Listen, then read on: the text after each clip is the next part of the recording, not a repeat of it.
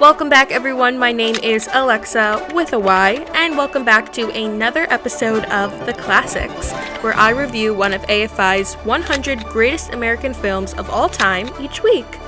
And the polls are in. Today we'll be reviewing Pulp Fiction.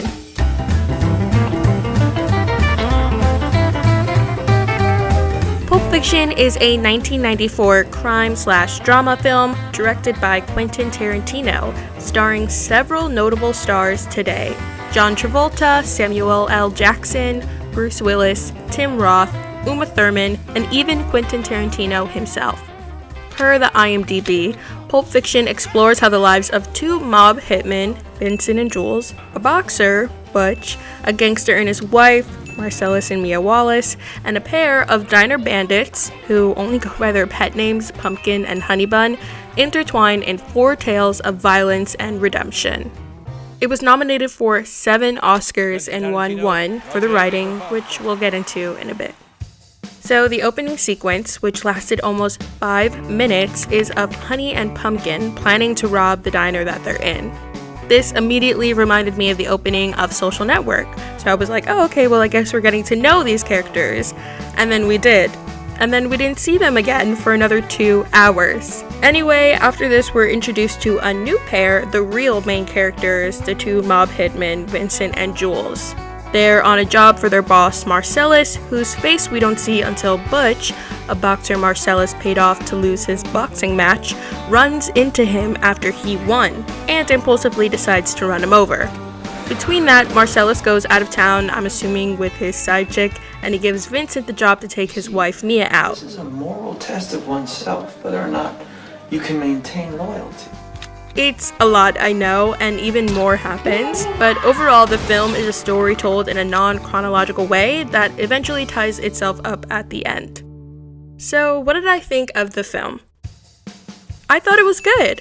I definitely wouldn't rate it as high as most people would, but that also just comes with preference. I thought there were scenes where the dialogue itself was good. It felt like real and authentic conversations, but some scenes were just too long for my liking. I thought the cinematography was good, the acting was amazing, but then there are the downsides. The production design was sort of minimal, there was no original score, the editing was To me, the mise-en-scene and everything overall was just okay. And it isn't because of the genre, because I love crime/drama films, but was it as amazing as The Godfather? No. Was it as experimental and completely confusing in my opinion as Mulholland Drive? No. It was a good middle of the spectrum, and it definitely had its moments. And speaking of, we'll dive into one of my favorite moments in script versus scene. This is a segment where I like to compare my favorite scene to the original script. So my favorite scene was between Mia and Vincent at Jack Rabbit Slim's. For context, Marcellus Wallace ordered Vincent to take Mia out while he's out of town. I do believe Marcellus, my husband, your boss, told you to take me out and do whatever I wanted. And Mia suggests this sorta mom and pop diner meets icon impersonators meets overpriced bar with a dance floor. Also, fun fact, the set costed $150,000 to make. So I love this scene because of how much chemistry John Travolta and Uma Thurman have. This is one of the scenes in Pulp Fiction where the dialogue just felt like improv, which is a pretty hard thing to do. Check it out. What about you, Peggy Sue? I'll have the Durward Kirby burger, bloody, and a $5 shake. Hey, with that shake, Martin and Lewis or Amos and Andy? Martin and Lewis. Did you just order a $5 shake? Mm-hmm. That's a shake. That's milk and ice cream. Last I heard. That's $5. You don't put bourbon in or nothing? No. Just checking. I'll be right back. I just love that the milkshake question was so bluntly asked despite the waiter being right there, and I loved that the actors added in a few little words here and there to the original dialogue. Could you, roll me one of those, cowboy? You can have this one, cowgirl. Thanks. The scene lasts about 6 minutes, so I have to skip over some good points, but I'll have it linked down below so you guys can check it out. Seriously, John Travolta really is just amazing in this scene, so I'll end it with this exchange here. Yummy. You think I can have a sip of that? Be my guest. I gotta know what a $5 shake tastes like. You can use my straw. I don't have cooties. Yeah, but maybe I do. Cooties I can handle. All right.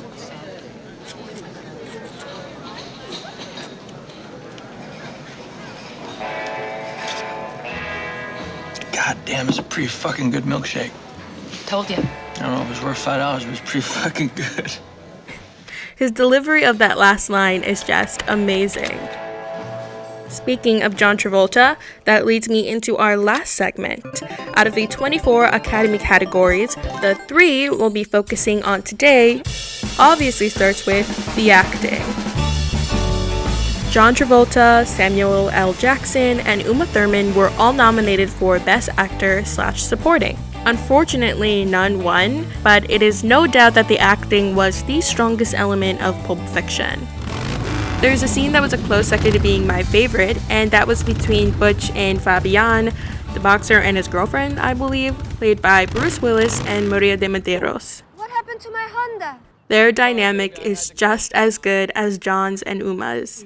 Like, seriously, guys, the casting for Pulp Fiction was fantastic. Just check out this moment.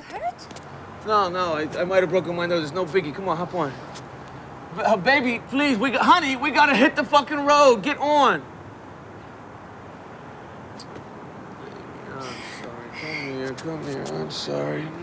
For some context, and also trigger warning, FYI, Bruce had just shot a guy. He got into a car accident and then was kidnapped and fought his way out of that. So the fact that he can apologize and be sensitive to his significant other right now and her just being totally oblivious to that is just a great moment. Oh, I'm sorry, sweetie. I didn't mean to worry. Everything's fine. How was your breakfast? It was good. Did you get the pancakes? There are also a lot of other great acting moments in this. Hey, kid. Like this moment with Samuel L. Jackson that wasn't even scripted. Hey, keep chilling.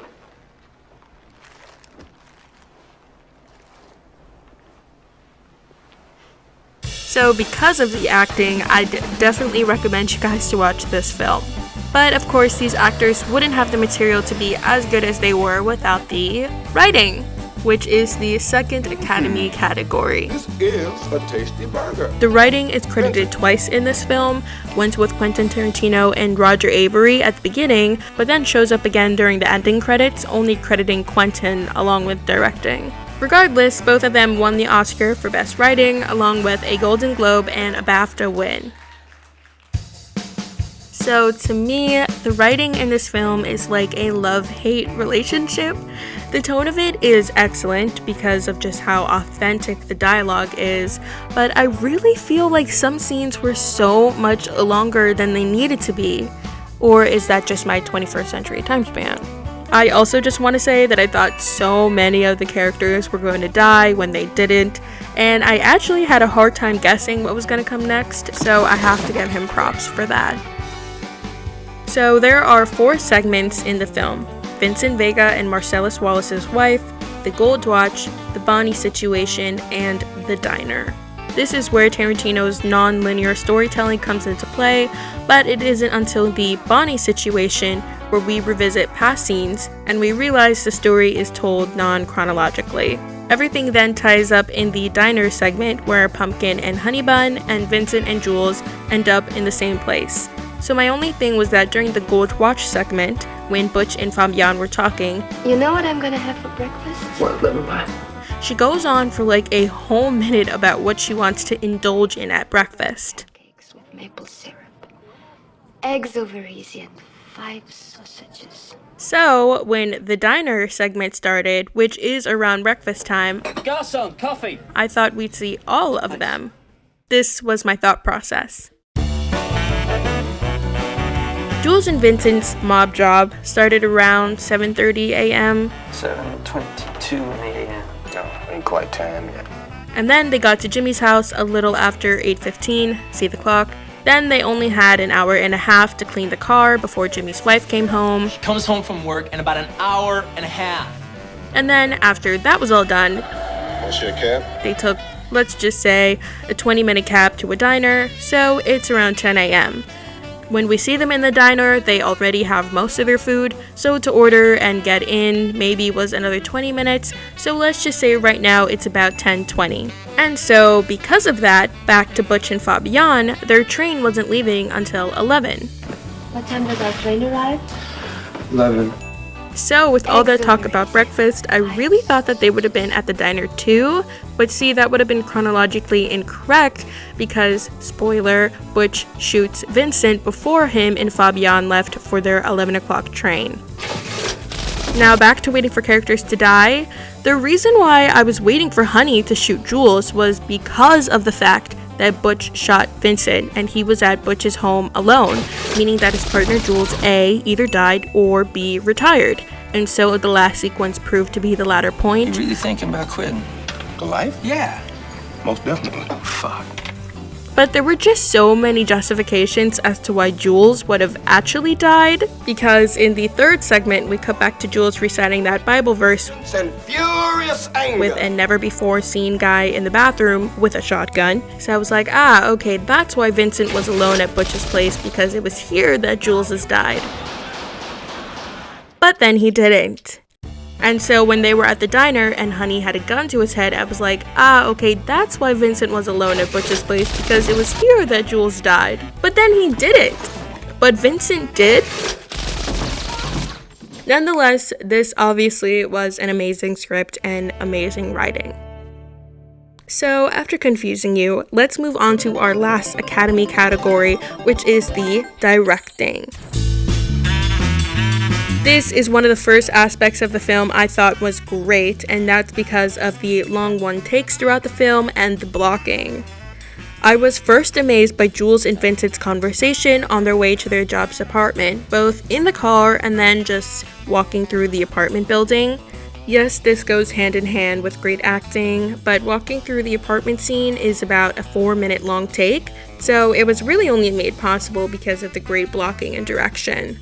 Though I don't love how long the conversations are, not even in this shot, but in this scene, if you've seen it, that could really just be Tarantino style, and that's why I chose to focus on directing for the last category. Pulp Fiction really seems like the epitome of his style and the type of director that Tarantino is, so I commend him for the ability to make his vision and personal touch come to life.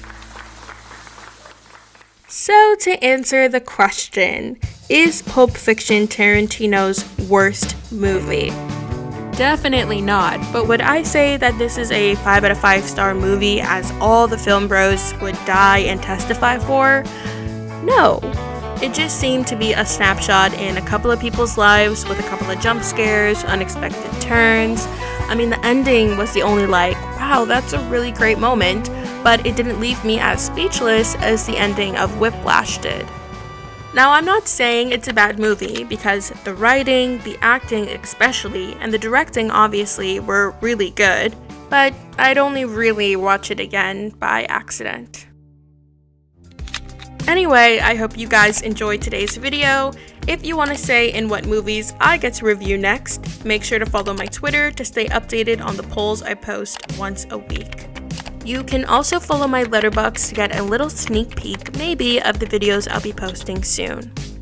Thank you so much to the American Film Institute for providing the 100 Greatest American Films of All Time list. 3 down, 97 to go. Bye!